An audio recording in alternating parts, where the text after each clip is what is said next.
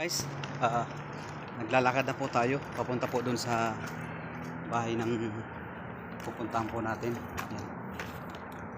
Yan, ang ginawa natin guys, tinanggal na po natin siya sa plastic para maitulak po natin dahil may karga pa tayo na ibibigay pa rin po natin dun sa batang may sakit.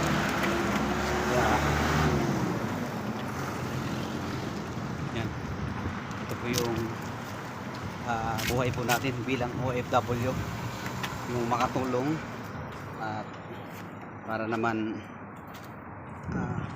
may mga magaganda po tayong nagagawa sa kapwa OFW, at kahit hindi po natin kalahi, talagang yun po ay tumutulong din po tayo. Kaya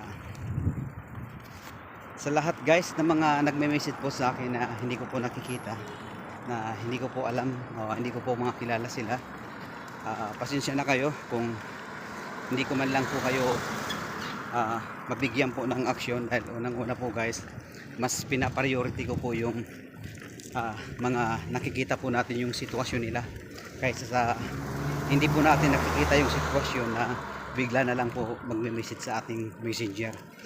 Maliban lang guys sa mga kagrupo po natin, mga kakilala sa Facebook, na sila po yung nagre-recommenda doon. Sa kanila po may tiwala po tayo, dahil hindi naman po lahat po na humihingi sa akin basta-basta ng tulong ay binibigyan kaagad natin ng aksyon. Kung hindi po ay pinag-aaralan natin, inaalam po natin. Mostly po, katulad ng sinasabi ko, yung mga nakikita po natin yung kanilang sitwasyon.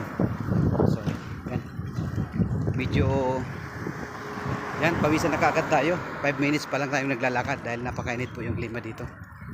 Mga siguro ko mga 10 minutes ay nandun na po tayo. Around 12 na po dito ng tanghali. Yan.